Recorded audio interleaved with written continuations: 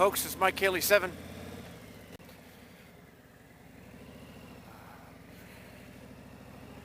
Starting off the video a little bit early. Alright, so one thing I noticed about the new bike, in case anybody is still watching for that reason, is that when you put the bike in first gear, like I've said, it doesn't make as much noise as it used to. There's no ka-shunk really. Second, or B, I can't remember which I started out on. When you let the clutch go, you have to give it more gas, or at least I do. I have to give it more gas than I used to give for my 14 Ultra. So that's a different thing. And I was doing some tight turning in a parking lot, you know, ride like a pro style sort of, only badly. And on my figure 8, I nearly stalled the bike a few times,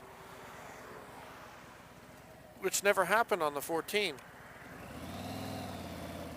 So you're going to have to get used to a new dynamic. You have to throttle it a certain way as you're feathering the clutch to avoid stalling the bike.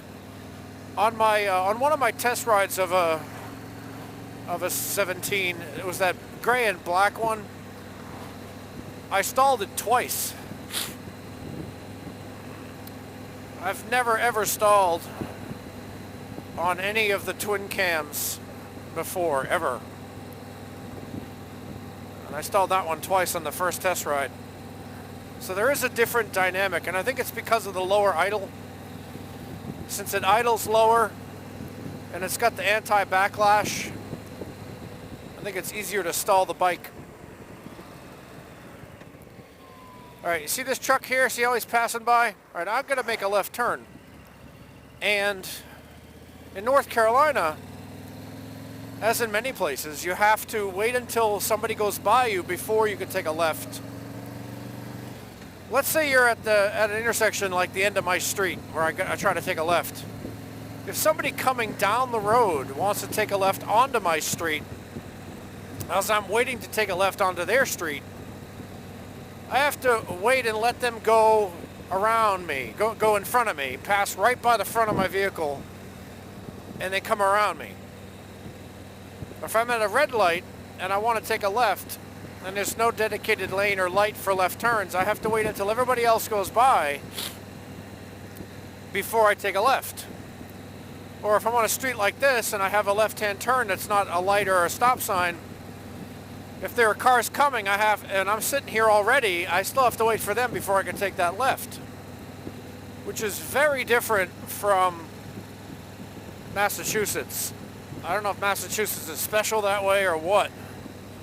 But when I was growing up, and when I was driving back in that state years ago, whoever got to the intersection first technically had the right of way. So if I'm waiting to take a left and a car is coming and he doesn't slow down and flash his lights or wave me on, then that guy's an asshole.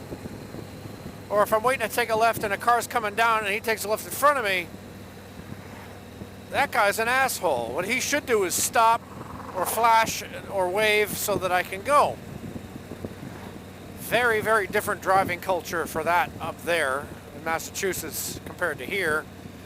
And Hawaii was the same, California was the same as here in North Carolina, where you have to wait until everyone else is gone before you can take a left. Of course, the rules of a four-way stop sign apply pretty much the same everywhere, I imagine. So whoever gets to the stop sign first has the right of way.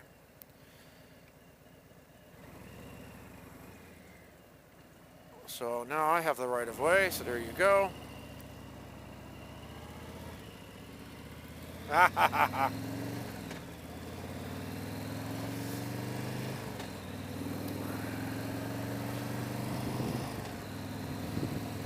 There's another thing.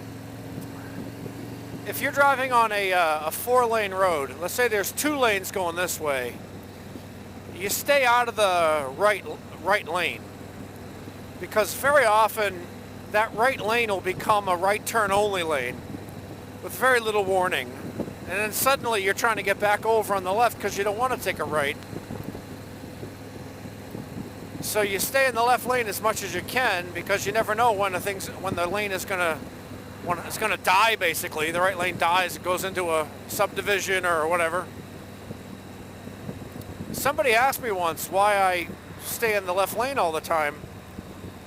It's because of that. Now notice I'm staying in the left side of this lane. Somebody asked me this recently. I'm not sure if they meant the left lane or the left track of the lane, but notice I try to stay in the left track of the lane. See these cars ahead of me? If I'm over here in the right-hand lane, now cars coming straight on don't see me for a lot longer. But I get over on the left side, now they can see me a lot better. Of course, conversely, if there's a bunch of cars coming the other way and I'm in the left lane and they can't see me, if there's nobody in front of me, they can't see me. If there is somebody in front of me, they wouldn't see me anyway, no matter what lane I was in. So if there's nobody in front of me and there's a line of cars coming toward me, the safest lane position in my view would be over here on the right side of the lane. That way the cars further back can see me as they're coming toward me. I like to stay on the left side of the lane because there's more debris on the right side. If you make a mistake and you kind of lose focus for a second, you could go into the ditch much easier. And if you're in the right-hand lane in North Carolina, there is every possibility that someone is going to try to pass you within your own lane. Well, somebody lost a shoe. Who the hell lost a shoe? Like on this road here, right? So if I'm in the right-hand lane of this, there is that possibility that somebody is going to think, well, this guy's going too slow for my liking, so I'm just going to pass him, and they're just going to come right here, you know, inside my lane. So I try to stay left to say, look, this is my lane. I own it. From that white stripe to this is mine.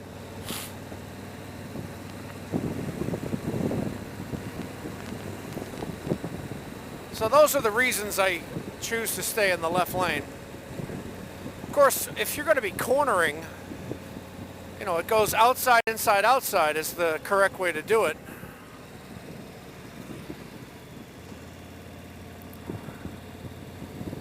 So that, you know, you would change depending on the condition of the corner that you're going into.